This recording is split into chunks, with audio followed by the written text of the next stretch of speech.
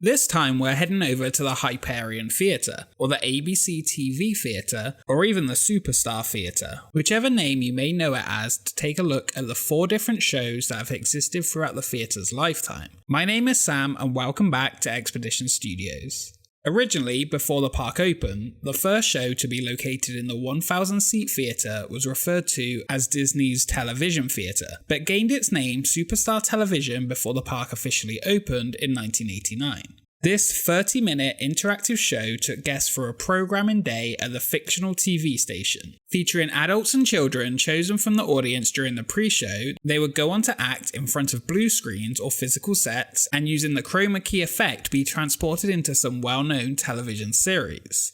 The experience would begin in the waiting area, where guests would try to be cast in the show. The guests chosen were taken backstage to meet the director of the show. They would be provided with lines, costumes, and makeups for their part. Well, tell me, what would you prefer?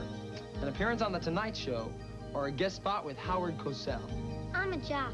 I'll take Cosell. After entering the theatre, 8 6-foot-wide screens would show everyone in the audience what was going on. The participating guests would be shown on the channel Superstar Television 1 in a variety of different television shows. All clear, Sean. 15 seconds there. Thanks, Leon.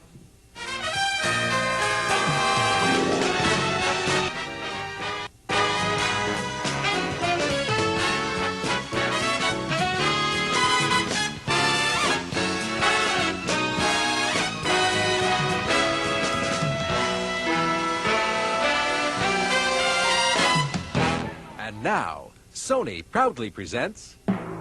Live from the Disney MGM studios, it's Superstar Television!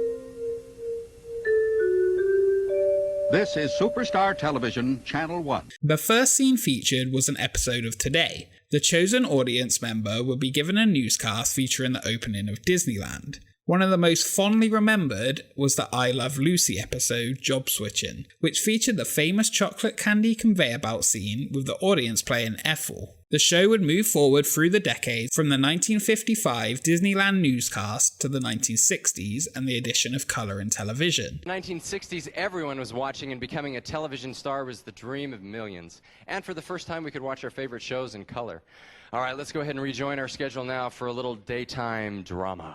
The next scenes included General Hospital, Walt Disney's World of Color, The Ed Sullivan Show, and Gilligan's Island. The Apollo 11 moon landing scene had the audience member holding up cue cards for the speech. Also, there was the Three Stooges pie fight, an episode of Cheers, The Golden Girls, The Tonight Show with Johnny Carson, and The Late Show with David Letterman. Around 30 audience members were chosen to partake in the show, in many various different roles, and the show was extremely popular. Some of these scenes were altered throughout the years, and later included clips from Home Improvement and a few other additional extra TV shows. The last ever Superstar Television show was held on September 26, 1998. Not only does it offer a delightful capsule history of TV, but in this theater, many of your favorite shows, from Gilligan's Island to Cheers, feature a very special guest star, you.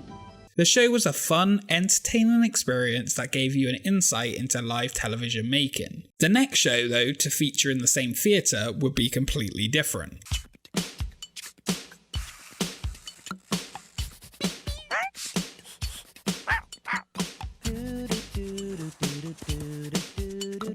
Opening in March 1999, Doug Live was a 30-minute musical show themed around the cartoon Doug. The show originally premiered on Nickelodeon in 1991 until 1994, when in 1996 Disney acquired the series. It was relaunched as brand spanking new Doug and again retitled in 1998 to Disney's Doug shortly before the musical version began. The cartoon's movie, Doug's First Movie, was released in the same month as the show was launched. The final episode of the TV show aired in June 1999, just a couple of months after the premiere of the live musical show. The show was a $6 million production and mixed a cast of live actors and special effects with 5 original songs. Think you're turning chicken hearted, stomach churning like it started learning how to do the cha-cha-cha. Yeah, cool.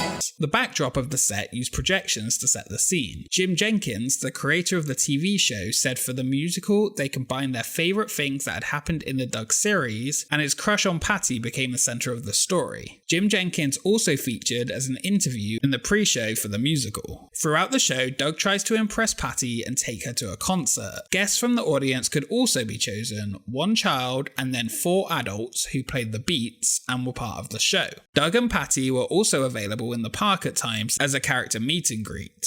The show would only perform for 2 years, with its final performance on May 12, 2001. No replacement for the show was announced, and the following year, in 2002, the theatre presented Get Happy with ABC, a 25-minute show promoting upcoming TV shows for the fall 2002 season on ABC. It was shown from July to October 2002. The theatre would not be used again until 2009. On February 7th, 2008, Disney announced an American Idol show was coming to the studio's park. Specifics were not announced until the season 7 final of Fox's American Idol TV show. It's called the American Idol Experience, and it's coming to Disney's Hollywood Studios in January. Now you get to live the dream at the place where dreams come true. The theatre at this time would be renamed from the ABC TV Theatre to the Superstar Television Theatre in honour of the original show.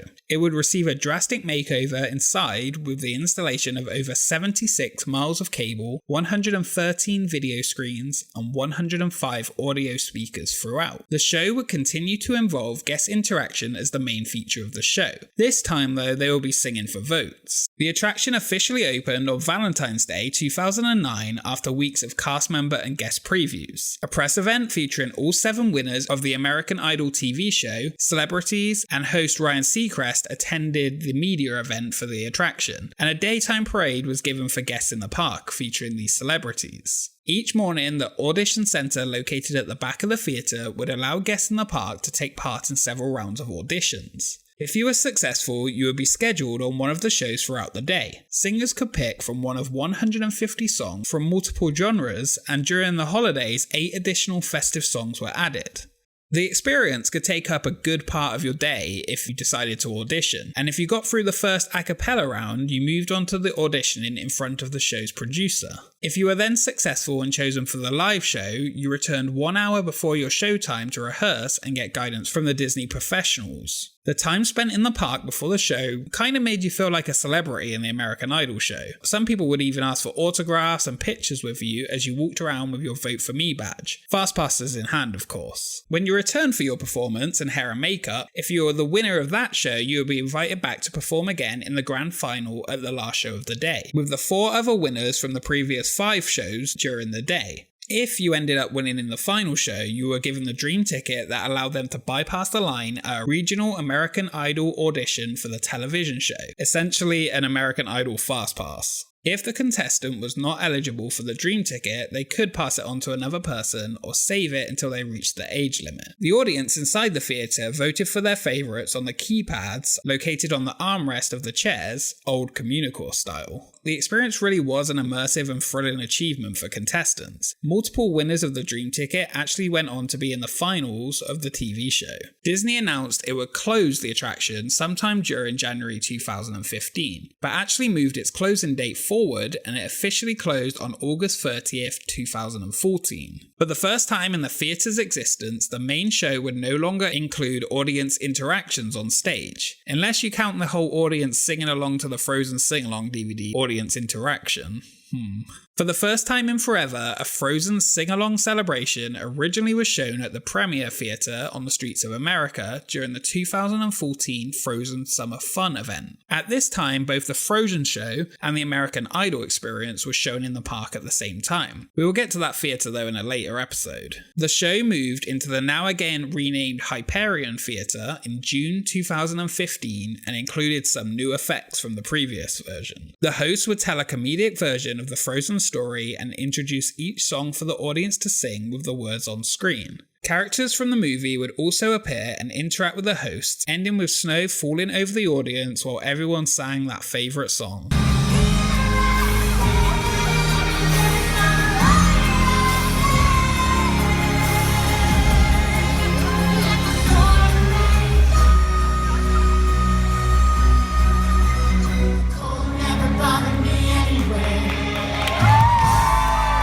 The 4 main shows, while vastly different, all offered entertainment for all ages with guest interaction. Personally, my favourite was Superstar Television, and I believe it was a show that could have continually been updated with current TV shows to keep it fresh. I did also enjoy the American Idol experience though, but many people don't share that same opinion. With the show's return though, I am kinda curious if anyone still has a dream ticket to use and if it would be accepted. The Frozen sing-along, while popular, clearly was intended to be a temporary show for the summer event that just stuck around, especially compared to the Frozen show over at the theatre with the same name in California. In the meantime though, it seems this show will be sticking around, but at least the theatre isn't just empty anymore. Thank you so much for watching, and if you enjoyed this video, please like and subscribe and let us know if you experienced any of these shows in the past. Also let us know where you would like to visit next on Expedition Studios. We now have a Patreon, and if you would like to support the channel, be sure to check that out for exclusive Q&As, behind the scenes information, and to be able to see the next Expedition videos early. We will see you next time on Expedition Theme Park.